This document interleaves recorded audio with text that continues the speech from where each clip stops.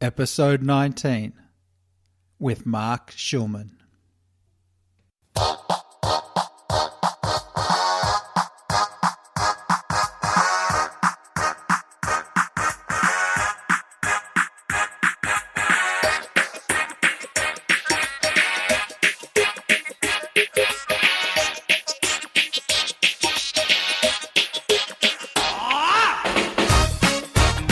Hi all you Barnraisers out there. Thanks for tuning in and joining us for what is, in my humble and probably biased opinion, at least, one of the most special episodes of our show today. Who hasn't been to a rock concert and asked themselves the question, I wonder what it's like to be part of all that? Well, today you're going to get an answer from one of the most qualified people on the planet. But more of that in a moment. Firstly, I want to welcome you and let you know what goes on here. My name's Dan Stones and I'm committed to changing lives one team at a time. That's right, I work with businesses, sporting teams and community organisations to help people work better together. When I'm not doing those things, I'm working on my game, scouring the globe for you, to learn more and find out directly from the very best of the best just what it takes to build and maintain an unbeatable team culture. And the podcast you're now listening to is my way of sharing those conversations. So welcome to the team. It's great to have you on board. Enjoy the show.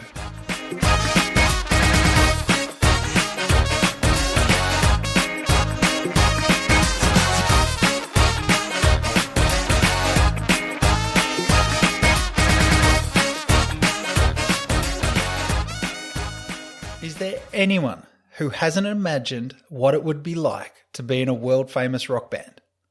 If your imagination is anything like mine, the rockstar lifestyle it will happily paint for you is one of 24/7 partying, a life of constant adulation, and a first-class world full of glitz and glamour.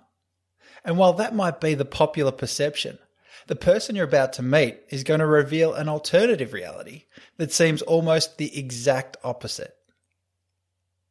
Mark Schulman is a drummer, but not just any drummer. He's currently the drummer for one of the world's most loved and talented solo artists, Alicia Moore, aka Pink. And although Mark has revelled in his role as Pink's drummer now for over 10 years, he's recorded and performed with some of the world's biggest names in the history of pop music, including bands like Foreigner, Billy Idol, Cher, Velvet Revolver, Sheryl Crow, Stevie Nicks, Tina Turner, and the list goes on. Preparing for this episode, I remembered the words of Tico Torres, the drummer for Bon Jovi, who felt that as a drummer, it was never a surprise that he could read people and situations. And the reason for this was because, as far as Tico was concerned, drummers are naturally very observant people. I think this is the perfect summation and lead-in for our conversation with Mark. As you're about to learn, Mark is another very observant drummer, and he definitely has a gift for being able to connect deeply with others. They're skills that have obviously served him well over the years and enabled him to do some pretty amazing things, like perform in front of over 1 billion people. But as you're about to find out, he strongly believes those gifts should be shared. I found out that Mark is driven by a need to contribute beyond himself and sees sharing his journey with as many people as possible as being a key responsibility that comes with the territory he occupies. It's this attitude that has spurred Mark on to become an acclaimed author, internationally sought-after keynote speaker, a composer, producer, and corporate trainer. I'm honoured to share this powerful conversation with you today. It's a special conversation because it goes behind the scenes within a world-class rockstar team. It's a story of what it takes to overcome setbacks, doubts, and fears. And of course, it's a story about leadership, teamwork, and collaboration.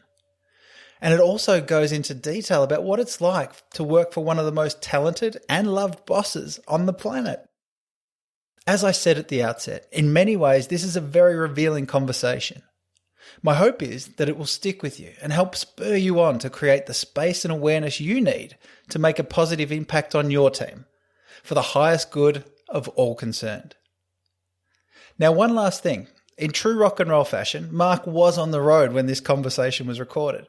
And for some, probably not unsurprising reason, the hotel internet connection didn't always want to play ball. There was about 3 times where we lost our connection mid-sentence. So if you hear a little bit of a disconnect in terms of the continuity of our conversation, that's what was going on. Also in true rockstar fashion, literally this time, you're also going to hear some clicking noises in the beginning of our conversation. Don't panic though, because it only lasts about a minute or two, and the sound you're hearing is actually Mark's necklace chain hitting the mic. Now I've tried to edit these out as carefully as possible, and I would have simply cut the first part out altogether, but the conversation was just simply too good. I sincerely hope you enjoy this episode. Ladies and gentlemen, it's my pleasure to introduce Mark Schulman. I've got to start somewhere. Can you remember the first gig that you ever did? Wow, what a fantastic question. I had played in elementary school at shows. I remember doing the talent show, playing in 5th grade, playing drums along with Crocodile Rock in elementary school. And that was my first taste of, I like this. And my first taste of remembering, and I actually do remember the change in my own chemistry, the change in my experience of performing all of a sudden in front of all my peers, in front of the school, the change in the ambience, how my drums sounded so different, and realizing this is a different animal altogether. And you get that early on. And then I also performed, even earlier than that, I played cello in the orchestra. We had an elementary school orchestra. And remembering the same thing, thinking that the lighting was interesting. We had fluorescent lighting.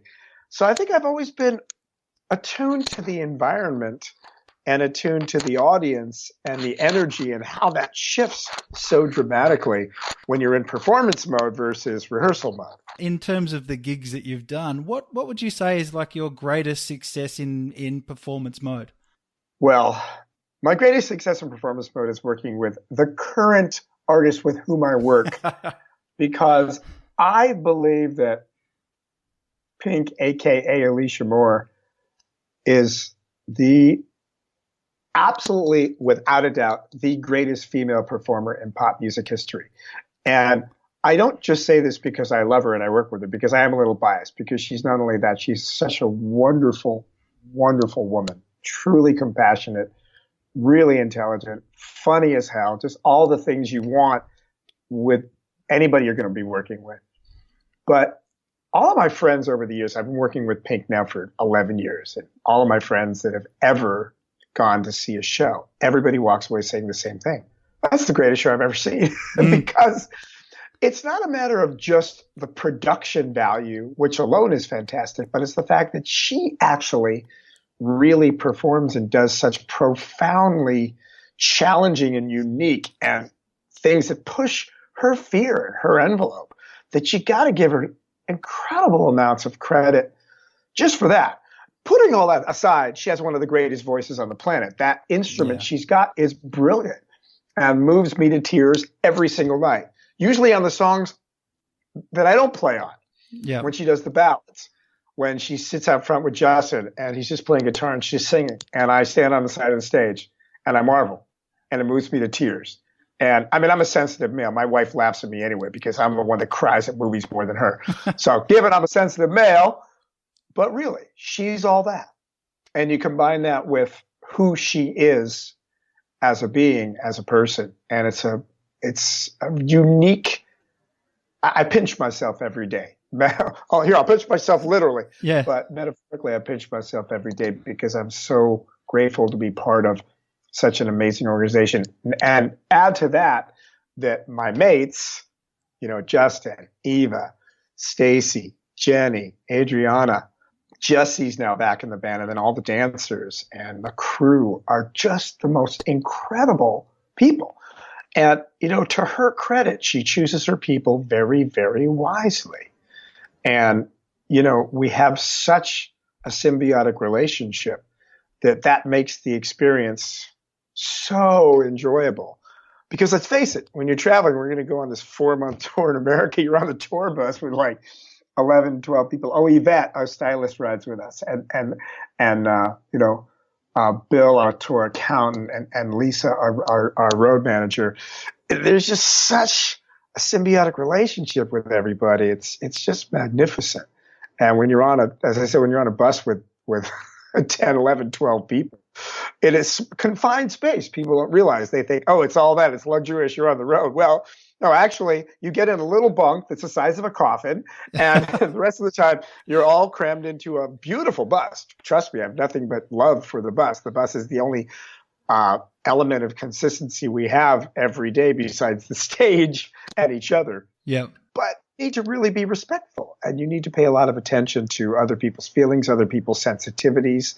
Because I've been on the road with people that would purposely aggravate and exploit other people's sensitivities. And then it can be equally as challenging when you're on the road with people like that. And a lot of those types of people exist. On this tour, it's just nothing but love, baby. Nothing but love. It sounds great. I mean, from what you said, the way Pink's put that together and the way you've referred to it, it sounds like you guys really do treat it like it's a team. Well, like any other team in any business or any organization, it really pays to be extremely empathetic and to be able to assume other people's viewpoints. You know, I talk about that our attitude is critical. Our attitude is where we're looking from. And where you're looking from determines what you see. Mm. And you have the power, regardless of what happens to you, you have the power at any moment in time to control, shift, and choose your attitude. Your attitude is what drives your behavior, and your behavior is what determines the consequences of your life, what you experience. It's ABC. That's actually the focus of my next book that I'm writing with my dear friend, Dr. Jim Samuels, who's one of the greatest thinkers. But when you're on the road, you're working in an organization and a team, the ability to assume somebody else's viewpoint, assume somebody else's attitude can be very powerful. Because then you're able to see things from the way that they do. And you become a lot more compassionate and you become a lot more sensitive to the inner workings and the nuances of how to relate and how to produce with other people. And we have a very, very empathetic and very compassionate and very attuned team, that goes all the way up to the boss and filters all the way down, you know, to all the riggers, to our backline techs, to the wardrobe people, to the carpenters, to the backline, to the sound people, to the lighting people, to the video people. I mean, this is 120 people or more. Mm. This needs to be a very well-oiled machine, like any other business. It is a profoundly challenging yet profoundly successful business that they're running here. When you think that this stage production goes up and down in a day. So the riggers come in at 5 a.m, check the rigging points, start hanging all of the staging and the lighting. And by 4 o'clock, we're up on stage sound checking. And the moment that show is done, they pull everything down and put it in the trucks by 2 or 3 a.m. And those poor riggers, they're the ones that get up the earliest and leave the latest. I don't know how those guys do it. I have so much respect for them because they just don't get any sleep. Not to mention they're doing the death-defying stuff. They're the ones that are climbing up, you know, dozens and dozens of feet or meters and hanging all the rigging. So I think about all this stuff. I think about the intricacies of this organization and how grateful I am to be a part of a team that works so well. Because when it doesn't work well, people lose their lives. We've seen it. We've seen stages fall, catch on fire. You need to really pay attention. What you're talking about there, it sounds to me like there's just this massive awareness amongst the group, and everyone's trying to hold that awareness for other people. Well, that's exactly true. And I think that that's true of any successful organization. The more awareness you have, the more empathy you have, the more you're paying attention to the attitudes of others and how your attitude affects them, and how their attitude affects you. And communication is very critical as well. Communication, and I tell people when it comes to anything from your relationship with your mate, people don't fall out of love, they fall out of communication. Mm.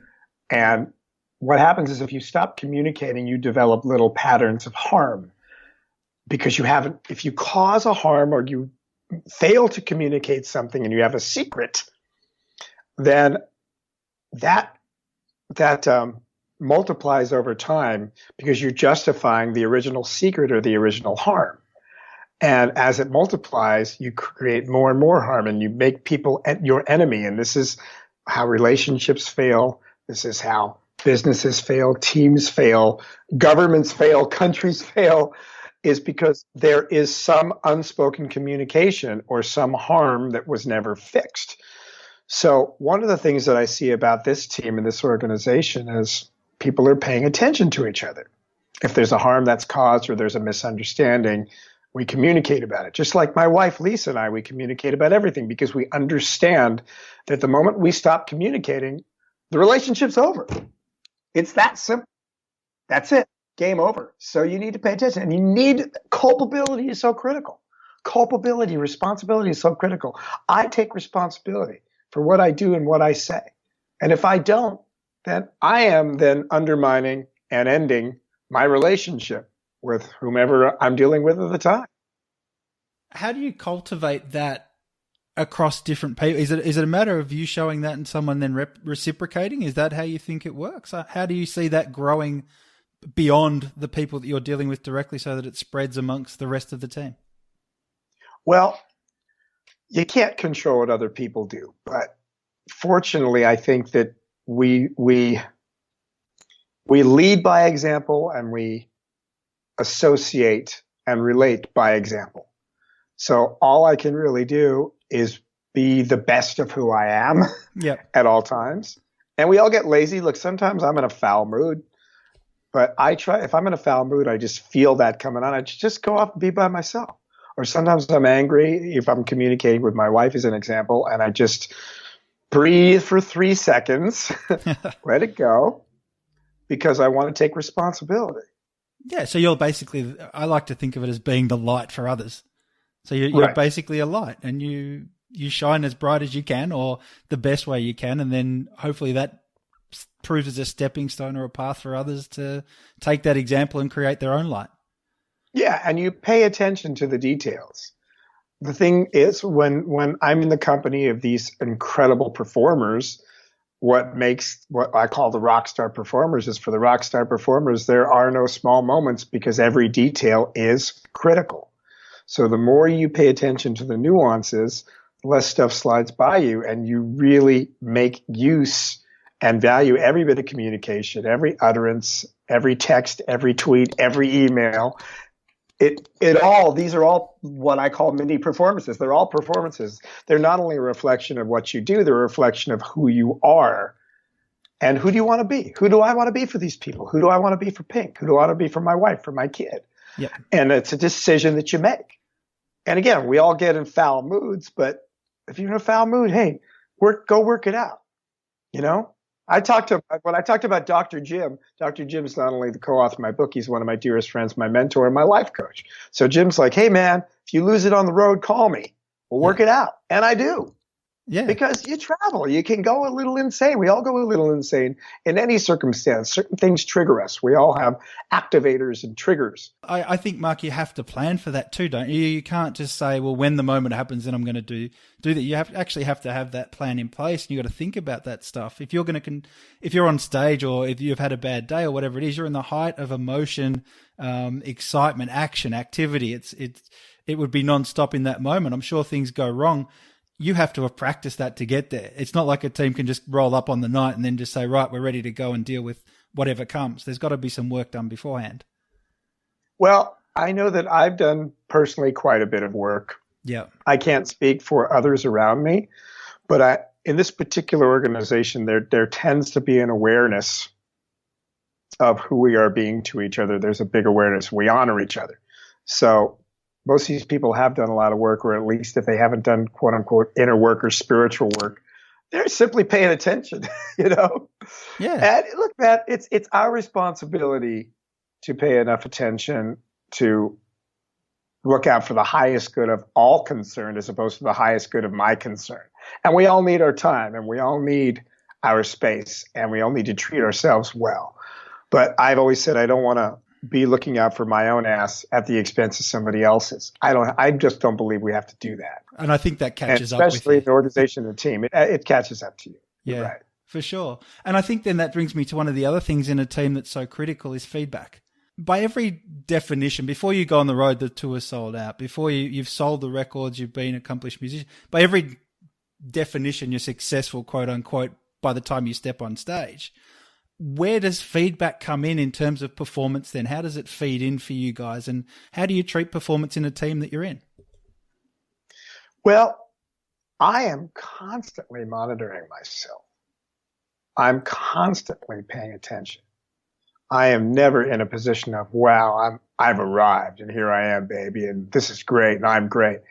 I am constantly sort of updating my operating system in real time. Yep. On stage, off the stage, when I'm playing drums, because it is, even though we have specific roles we play and specific notes we play,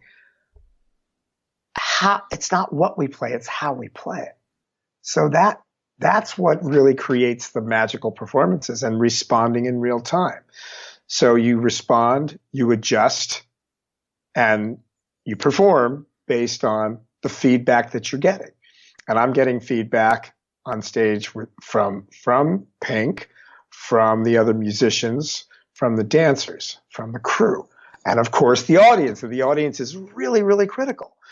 And when I'm doing a speaking gig, absolutely. When I'm doing a speaking gig and it's just me up there, I need to be really acutely responsive. I'm not just rattling off a script. I need to be responsive and be able to riff, be able to improvise, be able to move, be able to go left, go right, be able to raise my voice, pause my voice. Effective performance on stage and off the stage, quote unquote, is all about feedback and being in present time. Being present, meaning you're there. And so you're not just rattling off your agenda. You're responding to the others with whom you are communicating. Unless you're in your room watching TV by yourself, do what you want. You know, do what you want, of course, within the highest good of all concern as well. But there's a difference. So that's what the greatest performers do, I believe, when they're in their element. Because if you're not responding to your audience in real time, you're not giving a great performance. You're just rote. You're just going through the motions. And, you know, sometimes, look, our bodies change, our physiology, our chemistry. You know, sometimes I'm just in the most incredible peak performance mode, mentally, physically. You're just like, whoa, and you're just high, and everything is just working. Other nights, things don't seem to be working as well. But as I talk about in my book is about the three core concepts of top performance: clarity, capability, confidence. You have to have a very clear goal about what you're doing. And then you have to have done the work. You got to develop that capability, and that's what leads you to confidence. So you've done enough work. I've practiced these darn songs so many times. I've learned way more than my 10,000 hours of mastery, like Gladwell talks about, because I've just done the work. So what happens is your own natural ability takes over. So even if you're not in the most peak physical or emotional state because you've had a fight with your spouse or you're just getting over the flu, and man, I went to do like a 4-hour speaking presentation in Shanghai for an Australian company for iSelect. Mm-hmm. I was sick. I've been sick as a dog for 2 weeks. I got on the plane horribly sick still. I got there, no sleep, did the presentation, woke up the next morning, I finally felt better. You know, it had gone through me, but we perform anywhere. That's where the work you've done and your spirit, if you will, takes over because you've done the damn work. Here's the thing, you know, when I talk about like stage fright, quote unquote, because my book's Conquering Life Stage Fright, it's really about the 3 steps to top performance. I tell my students, I tell clients that I coach, I said, man, if you haven't done the work, you should be freaking scared. Yeah, you know? Exactly right. You should be. That's your body going, yeah, man. Hey, whoa, hey, woo. Yeah. Fear. Yeah, real fear. Fear that's setting in because you should be afraid because you don't know what to expect because you're not prepared. So going back to the Pink tour, you know, we rehearse a lot. Yeah. We do this a lot. We play together a lot. when we go into full production rehearsals, we start rehearsing for a tour. It's Alicia, Pink starts training months and months in advance just to get in shape, and the dancers are working on the dance moves months in advance. The band, we have like 6 weeks of rehearsal, and we know these songs. Yeah. But we just rehearse and rehearse and rehearse because you want to be so good at what you do. Like, look at these world-class athletes. I mean, how much training goes into that? How much training goes in it? It's supposed to look easy. It's supposed to sound easy. Yep. You don't want it to, it's not supposed to look, wow, look how hard it is. I mean, yes, it can, but the reality is you've done the work. So you're so in tune and you're so in shape and your muscle memory is so entrenched that, man, even if and trust me, I've walked off stage, some guys go, God, man, that sucked. But the good news is sucking for me still has a certain level that, and we were just talking about this the other day. I was talking to Jason and Justin. I was saying, it's so funny, man. You come off stage and it seems like some of the shows that you feel like you just didn't do well are the ones people give you the most compliments. Right, right. You go, really? And then some shows you feel like, wow, that was so great. Come off stage and nobody's saying a word. You're like, but wasn't that, but that felt so, but hey, that was. Also, the interesting thing about stage performers that a lot of people don't know is we all have our own perceptions. So if Justin feels like he had a great show and I feel like I had a crummy show, we walk off stage and he goes, man, that was a great show. You sounded awesome, brother. It's because he's seeing it from his own viewpoint, from his own attitude. And again, the bottom of the top is still really, really good. Yeah, that's right. It's what we anticipate. And sometimes I walked off stage and go, well, man, everything's so great. And Justin's like, man, I played like shit tonight. Like, oh. But that's when you realize, okay, it's not about the me, it's about the we. And you look at the aggregate, you look at the whole performance, you look at the whole team, and I really look at Alicia. I mean, I'm there to serve her. Honestly, that's my gig. So I'm really concerned about how things are for her. Because, look, I'm a mere mortal. Get upstairs, I play drums, right? She's flying.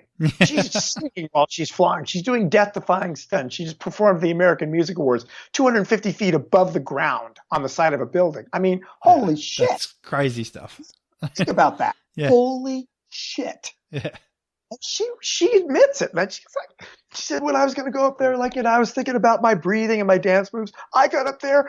I was just trying to stay alive. I never expected it was going to be that frightening. It's scary. She does scary shit. But that's her commitment to her performance, because she realizes that part of her fan base, part of her brand, quote unquote, is reinvention. Yep. She knows she needs to reinvent. She's never lays dormant.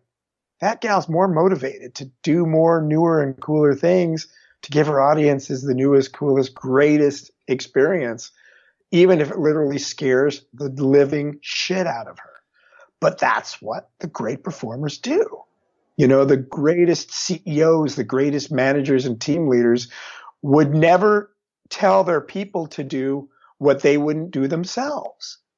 They'll do the work. They're willing to take responsibility. That's right.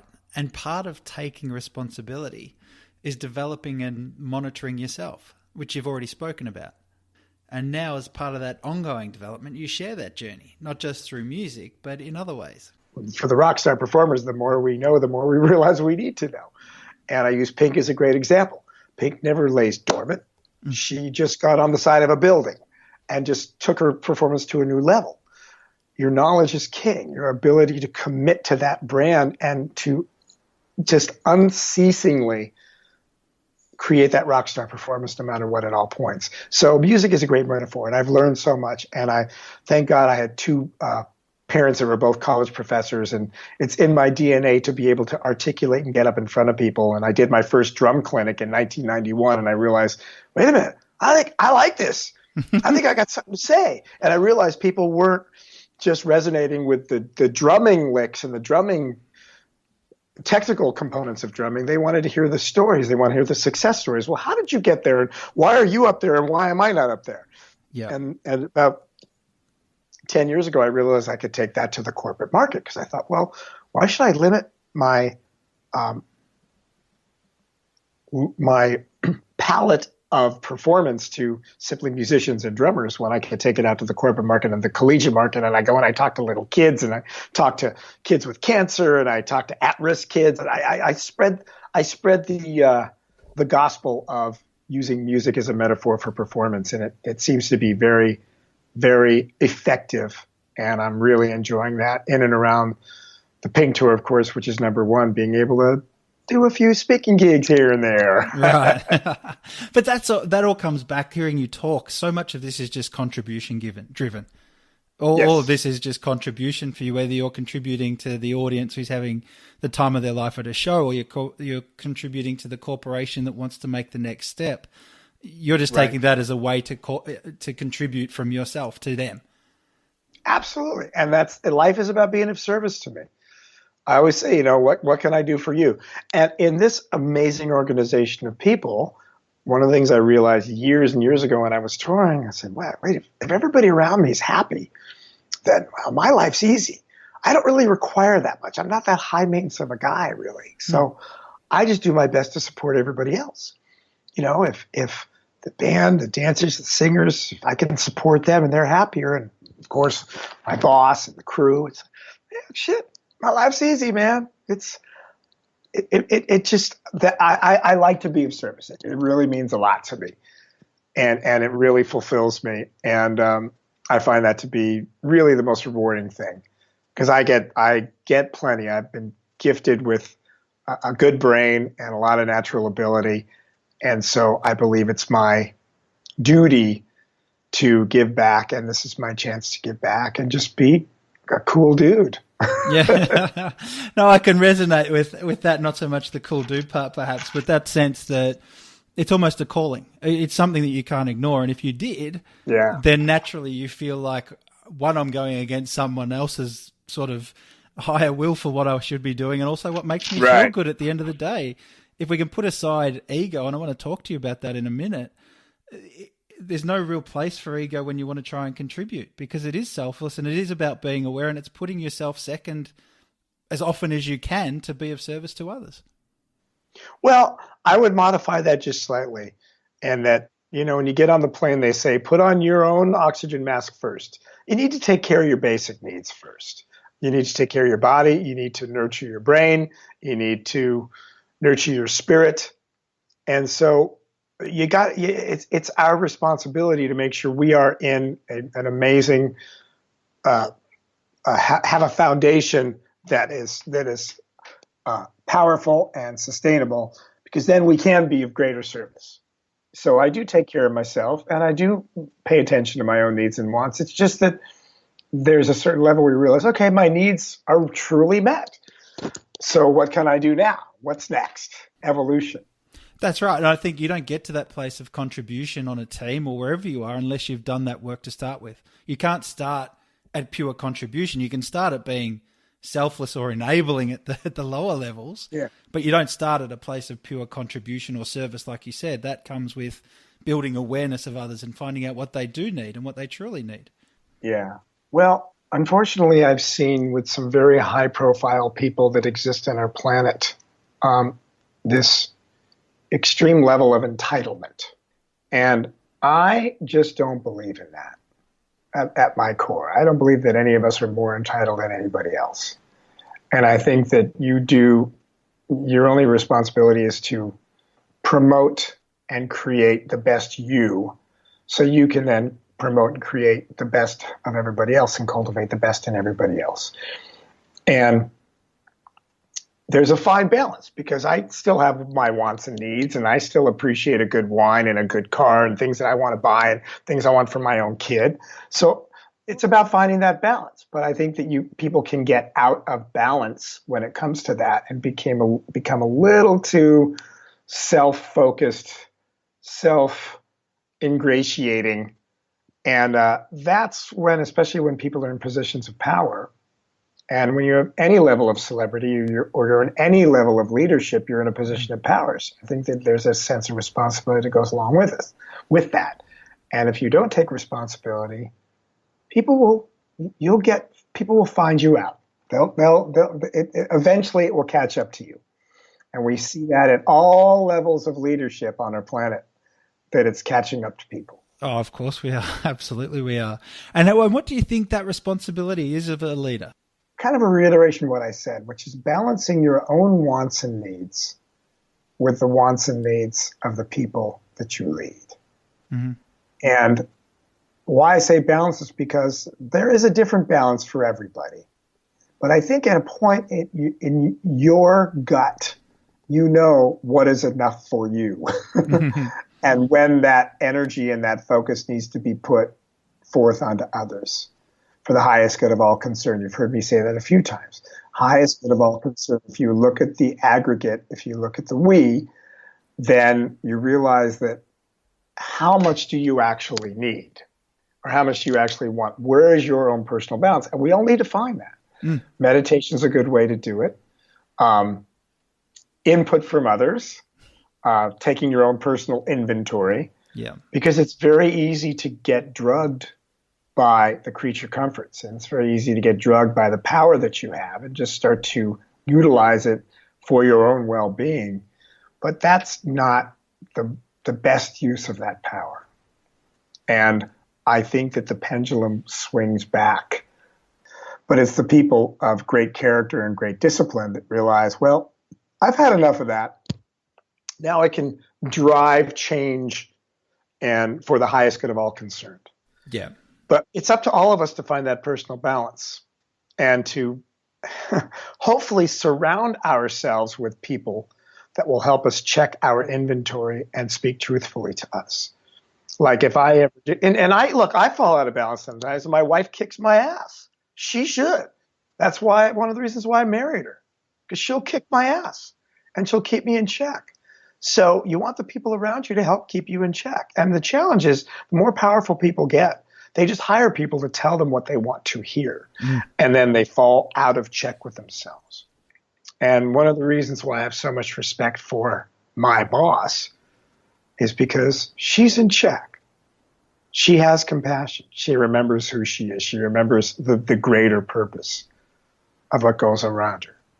And I have a lot of respect for people that do that because it's very, very easy to abuse that power and forget where you came from and forget what 99.999% of the other beings on the planet experience, because we're very fortunate to be in this very fraction of the population that are doing such wonderful things, and we get to live our dreams, so to speak.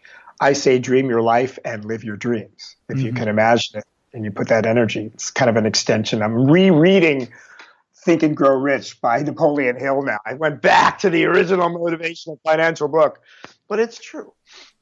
I think you need to have a vision for what you want and what's most important to you. And I think that a lot of that happens to be based on who we are and our own internal chemistry. And then you see these great people that have created such enormous wealth, like Bill and Melissa Gates, who then have a definitive and measurable desire and taking action to truly, truly give back. Yeah. As opposed to just celebrate themselves. Businesses and people are obsessed with developing cultures, and they talk about it all the time. I suppose the question to start with is, there's obviously a culture from what you've told me. There's a culture being in the organization you're in with the boss that you've got, as you say. That's been created. How did you see that getting created in that space? Does it happen organically? Is it something that you actively work on? How does a culture come about in a musician's world like yours?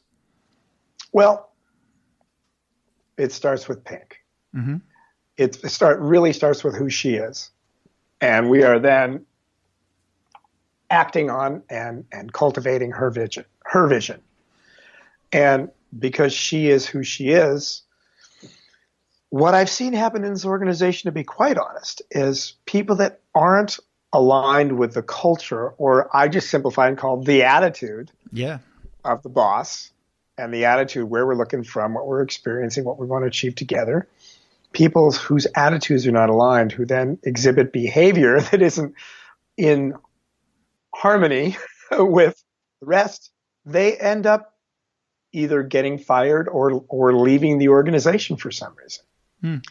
And that's why this organization gets stronger and stronger, because the group of people are just more and more aligned with who Pink is and basically demonstrating through our attitudes, behaviors, and consequences, we're all an extension of who she is. Yep. And I think that everybody on this team knows that. Everybody in this organization knows that. Because if we're not acting on her behalf, we're not acting for the highest good of all concerned, then someone's going to call your ass out. Yeah. And people get called out. They get fired. And fortunately, I think one of the reasons why you see so much love in the immediate band and singer camp is because the newest member of this camp is Eva, and she's been in the band for 10 years. Yeah. That's a long time to be working with a pop artist like Pink. Jason's been in the band for 17 years. Adriana came back. She left for 8 years, had her son Luke. She came back for this tour. Yeah. She's been in the band 14 years. Justin and been in the band for a little longer than me and Jenny and Stacy, who've been in the band for 11 years.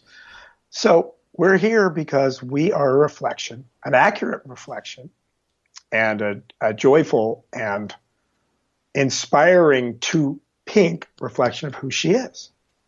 And that's a really powerful thing when you think about it. That longevity lasts regardless of all the iterations of Pink, what she's doing. That real core has to carry through, and that I think is a beautiful way for businesses and people that are listening to think about culture. It's not a flavor of the month thing. It's not what's our culture? What are we going to put on the walls this year to make it different? It has to. Well, the thing is, culture is who you are. The brand and the product should shift. It should evolve. If it stays stagnant, then you become irrelevant. So someone like Pink knows she can't be stagnant. She doesn't want to be stagnant. The fans don't expect her to be stagnant. She has so much depth and meaning. Remember, we haven't been on the road for 5 years. 5 years is a long time in today's short attention span economy and lifestyle. She comes back 5 years later, the record goes to number one. The shows are all selling out. It's because of who she is. The brand, the performance, the music is an extension of who she is. Who she is the culture she creates. She said culture is just basically who we are being individually and collectively and how we're relating together and what's our core belief system. What do we want to promote? Dr. Jim, my writing partner and coach, talks about be, do, have. Who are you being? Who are you? Because who are you determines what you then do, the actions you take. And the actions you take determine what you get around you, what you have. So be, do, have is another really critical component that I've been thinking a lot about that we're weaving into the book. Yeah, great. Because literally the culture is who are you being at this moment? And that's why I talk about attitude is not just an extension of all these performances are not just an extension of what you do, they're an extension of who you are. We live, we breathe it. I'm a living, breathing entity, part of this organization, this team right now. So everything I do is a reflection of that. Yeah. If I go down the halls and if I go down and I start cussing out one of the staff at the hotel and being a dick, who does that reflect on? It reflects on everybody. It reflects on my boss. It reflects on me. It reflects on the other team members that are staying at the hotel. Yep. So I'm careful. I need to pay attention. It ain't just about me. Yeah. I always look at it with the teams that I work with and the people that I work with. I always say, instead of focusing on what you want to do or what we have to do or what we think we must do, focus on the question, who do we want to become? If we're going to look at how we're going to change, how we're going to pivot. Well, that's first. Remember, the organization is be, do, have. Yeah. You need to focus on who you are first. That's what then promotes, propagates, inspires what you do. Who you are does inspire what you do, and what you do is affects and then creates what you have. It's the same. It's like ABC. It starts with the attitude. Yeah. The attitude is where you're looking from. And your attitude is what drives the behavior, which is what happens. And the behavior is what determines the consequences. It's not the other way around. No, and so many people have wired it that way. If you start with the behavior, you don't start with the behavior. You start with the behavior. You're going against the natural order of the universe, so to speak. Oh, that's exactly right. People talk about when I have, then I can be happy or something like that. And it's just the wrong way around. Big misconception. Yeah. It's I could talk to you about this stuff for days. This is just like hearing a conversation that I have every day. It's brilliant. But listen, Mark, I am aware of the time, so we might press on. How are you traveling? You all good? Oh yeah, I'm great. We it's been a wild bit of jet lag for everybody because we flew. A lot of us, well, people either flew from the west coast or the east coast of the United States, but then we flew to Abu Dhabi to play Formula One. So for the west coast people, it was a 12-hour time difference, which is like as opposite as you can get. Yeah. Then we went back to London. Then we went to Paris and Berlin. So we were 12 hours difference. Then we came back 4 hours. Then now we're 1 hour. Back again. And be honest, mate, last night's the first actual 8 hours of sleep I've gotten the whole time I've been here. Oh, you must feel great. And this is literally 12 days later. So they say it takes an hour per time zone.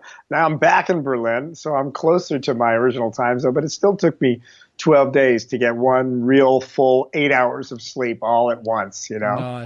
Nice. So yeah, it's a little crazy, you know? And I've been following, is it Pinky's Family or Pink's Family on Instagram? Yeah, Pinky's Family is awesome. Our buddy Don Benedetto, and Don set up a Twitter page just for the band and the singers and then the dancers as well. So sort of, the performers on stage that aren't Pink. Yeah. And it's very cool. There's a story that you tell about when you, early on in the days, you had an audition and the audition didn't go according to plan. Maybe I'll ask the question. If you can tell the story really quick, I'll ask my question at the end of that story. But the story is about your audition with the band Bad English. Yeah, well, here's the thing that I realize is when we have really challenging events, those events are designed for us for our greater good, in my opinion, or at least we can view it for our greater good. Some are truly traumatic and don't have any necessarily rational explanation. But I view the failure of my first big audition was the impetus and inspiration for my success, because I got the opportunity through my friend Dan Reed, who had this band called Dan Reed Network. They're still playing again, and he had a big recording contract with Mercury and was opening up for Bon Jovi and getting to know all the rock stars. And he, gives me a call one day. He goes, "Mark, I was hanging out with the guys from Journey." Oh, cool, thanks, man. So, well, they got this band Bad English. It's this new all-star band, and they're looking for kind of a young, hot, fresh, new face, virgin drummer, not one of their contemporaries for the band. And I think you'd be perfect, man. You got to audition. What do you think? I said, what do I think? Great. So the next week I was auditioning for Bad English, and it was the Neil Sean and Jonathan Cain from Journey and John Waite, the great British singer, and Ricky Phillips from the Babies. And there I was, getting my big chance. This was going to be my defining moment. And I was so nervous. I was overwhelmed with stage fright and fear. And because of that, I was rushing horribly, which is the last thing a drummer auditioning for a world-class band should do. Essentially, I miserably failed the gig.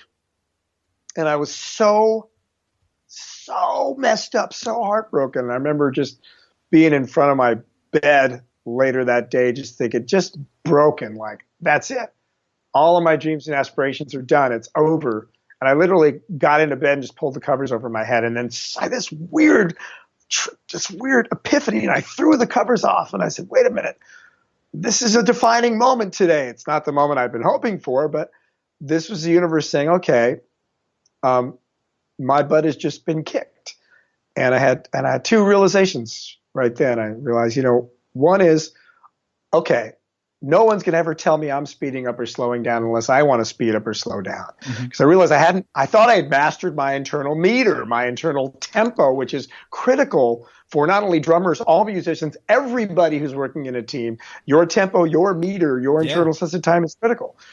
And so I vowed that I would do whatever I could do to master that.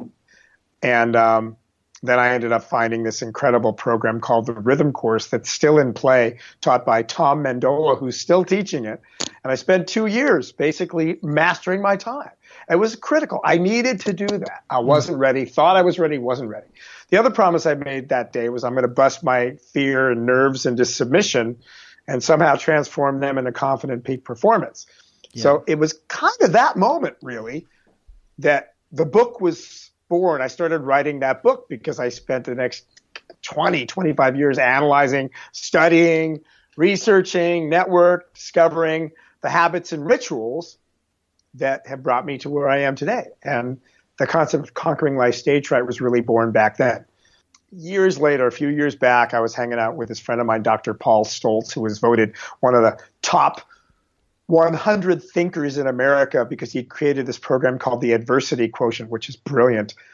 And he asked me such a simple question. He said, "Hey, Mark, how many people do you think you've played for in your life?" And I thought, this is why great people are smart. I love hanging out with smart people. They ask great questions. Nobody never asked me that. So I sat down, piece of paper and a pen, and I'm sitting, on his deck overlooking the water in Central California at Paul's deck. And I'm sitting there thinking about every live performance, every TV performance, every radio performance, every podcast, every simulcast, every outcast to whom I played for in every bar in my life. And I realized, I played for over 1 billion people. And I jumped out of my seat because I wanted to scream about it. I wanted to shout about it.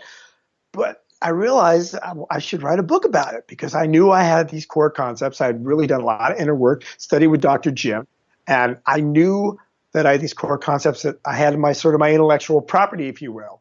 And then the next thing I did is I called my wife, honey, I'm going to write a book. And I'm talking to my wife. She's like, "That's great, honey. Calm down." Yeah. Voice of reason. And it was her idea. She said, "Why don't you run these core concepts, your ideas, behind some other thought leaders, some other team leaders in other industries?" And what a brilliant idea. That's when I got into interviewing over 50 people. Yeah. Which interviewing itself is a skill set that one needs to develop. But I talked to people like Tony Hsieh, the CEO of Zappos, and astronaut Alan Bean, and super chef Guy Fieri, and all these different CEOs and different musicians. And these people shared with me their stories and their secrets and endorsements of my core concepts. And so it ended up just being this really great experience all the way around. And I worked with an amazing editor, Jesse States, who had worked, runs the Meeting Planners magazine. So she knew things from a speaking standpoint, a meeting planner standpoint. And it was great. And the book has actually done very, very well. Even though I self-published, I never published a book with the idea of selling a lot of books. I just wanted to have something that would be of value to people and of value to my clients. Like if I'm going to do speaking gigs, and it's really been that way. And like anything else, you put something out in the universe, you don't really know what's going to happen. And I've gotten hundreds and hundreds of emails from people just how the content has really created shifts and created life-changing results for people. And that's all we hope for, man. You just want to wake up in the morning and know that something you're going to do in that day is going to enhance somebody's life and cause them to make one slight shift. And that slight shift over time can make a huge difference. So that is my hope for myself and my hope for everybody else. That's brilliant. And it speaks and it comes through so often. And so in everything that you've said so far, and it's a place of pure authenticity, I think. And for that today, I just want to thank you for it, because it's just been a treat to talk to you and to hear these stories and just learn what it takes to cultivate that culture. And the word that keeps coming back to me is that awareness, just being constantly aware of your place in the universe, I think is what the message really comes through, and then really acting on that thing that you spoke about, doing what you can for the greatest good. That to me is just a wonderful message. And if anyone's listening to this, looking at how do we make a shift, how do we make a change, that seems like a perfectly brilliant place to start. Yes. Thank you so much, mate. And if anybody wants to reach me, or you can reach my team at info@markschulman.com. Yeah, and I'll put some of the links back through in the notes to the book and things like that as well on the website. So we'll make sure we get all of that stuff. Yeah, and tap into @MarkyPlanet is my Instagram and my Twitter. Reach out, feel free, and we'll see you on the road with Pink. Absolutely. I think you're coming back to our hometown to take up residence again middle of next year, so it's a little while. Yeah, we'll be there. We will be there. You owned the town last time you were there. 5 years ago. I think you moved in and lived there for a few months. It felt 3 like months. We've been there. It was amazing. Now. Once was 3 months. Once was 3.5 months. So yeah, we love Australia. I have some dear, dear friends there. And I got a new friend with you, my brother. Hey, before we go, I nearly forgot. We've got to do the Barnraisers top 10. I've got 8 minutes. If we miss it, then I'll have to call you back after. I got a meeting at 12. So no, that's cool. I think we can race through it pretty quick. Let's go. Barnraisers top 10. Number 1. What is the one thing you feel must be present or created for a team to succeed? A resonant and fundamental attitude alignment. Number 2. What is one thing you feel must be avoided or overcome in order for a team to succeed? A focus on the me as opposed to the we. Number 3, what team, current or historic, would you love to have been a member of? Paul McCartney's tour. Oh, that'd be cool. He just came through Melbourne last week, I think it was. Number 4, who is an ultimate team player in your eyes and why? My writing partner and mentor, Dr. Jim Samuels. Because I've never met a being on this planet that exemplifies the highest good of all concerned more than Dr. Jim. Wow. I might have to try and interview him for this podcast if that's the You case. should definitely interview him for this podcast. You will be inspired. Cool. All right. Number 5. What 3 qualities make someone a great teammate or colleague? Being, doing, having. So, expansion of that is all having the same goal of who you want to be. And as a result of that, doing things that are only aligned with who you are. So then you can have results that are what you intended. Number 6, what 3 qualities make someone a great coach or manager? Compassion, discipline, fortitude. All right. Number 7, what is one thing that instantly makes you feel part of a team? Empathy. The ability to assume other people's attitudes and viewpoints, understand where they are looking from, what motivates, what drives their behavior, their wants, their needs, their loves, their hates, their desires, their repellences, and their goals. All right, then what's one thing that instantly makes you feel excluded from a team? Narcissism. What is your fondest team memory? Being on stage with this team, with Pink. There have been just some brilliant, brilliant times. We did get a chance to play Saturday Night Live recently, and that's the one of the few shows I had never done. And it was actually live, and there was something very special about that to me. That didn't include the dancers. So the dancers are an integral part of the team as well. But that, as far as the band and the singers and Pink, that was very special. I'll have to find that on YouTube maybe and put that up on the on the show notes. To find on YouTube. They've taken really? it off. I have not been able to find it myself. Good luck. If you find it, please send it to me. I will. I'll see what I can do. But no, that sounds terrific. And number 10, what is one thing you would like to hear a coach, manager, boss, teammate, or Pink say about you? Well, Pink has.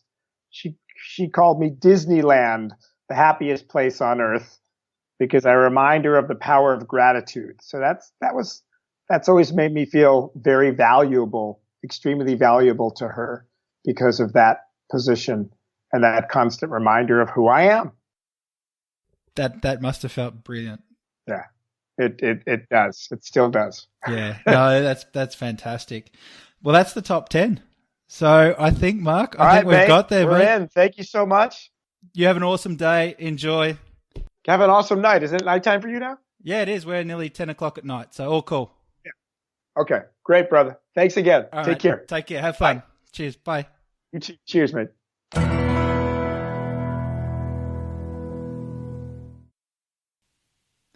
How did you enjoy that? I swear, I could almost hear the crowd cheering in the background as Mark ended that conversation to dash off to his meeting. All jokes aside, it was an absolute pleasure and a privilege to be able to spend so much time with Mark. And I have to thank him again for being so open and honest about sharing his unique thoughts, ideas and observations from the world of rock and roll, and what it takes to build and maintain the organisation, brand and culture behind Pink. And speaking of Pink, I think I have a new dream guest to add to our board. Her ability to put together such a team and create the sort of environment that we've heard about speaks volumes for her leadership and passion. And Mark's insight into her mindset was summed up so well when he said, "It's not what we play, it's how we play it that creates such magical performances." So Pink, if you are listening to this, I have two things to say. One, Mark is definitely an ultimate team player, so well done there, but you already knew that. And two, I'm up for a chat if you are. Just let me know because I'd love to have you on the show. Now that's done, I need to remind you all about how you can engage with Mark. Firstly, you can get most of the information straight from his website. It's seriously cool. There's a ton of information and free content on there. Just head over to markschulman.com. Now, if you're a fan of Twitter or Instagram, you can also catch up with Mark on the handle @MarkyPlanet. And I also want to share with you the handle for that band members feed, the one we spoke about during the conversation. It's actually more than the band, and that's why they call it Pinky's Family. And the handle, of course, is @Pinky's Family. It's definitely worth checking out. Lastly, if you were digging what Mark had to say and would like to take a deep dive into his thoughts on conquering life stage fright, I highly recommend you read his book, Conquering Life Stage Fright. In it, Mark reveals 3 core concepts, provides entertaining stories and exercises that you can immediately employ to transform anxieties related to any type of presentation, communication, or performance that you want to give, and turn it into a confident, world-class rockstar performance of your own. Well, that just about wraps us up for another episode. I'd love to know what you thought about it, and the best way to let me know is by catching up with us on Facebook. Just search for our page @BarnraisersPod, or connect with me directly on Instagram @DanJStones. Also, if you've loved what you've heard, I'd be really grateful if you could spread the word for us and leave us a review on iTunes. Those reviews really do make a difference, and it helps make it just that bit easier to raise our profile and bring on more amazing guests like Mark, and who knows, maybe Pink. So that's all, folks. I've been Dan Stones, you've been listening to Barnraisers, and until next time, remember, there is nothing as powerful, unique, or impactful on an organisation than team culture. Bye for now.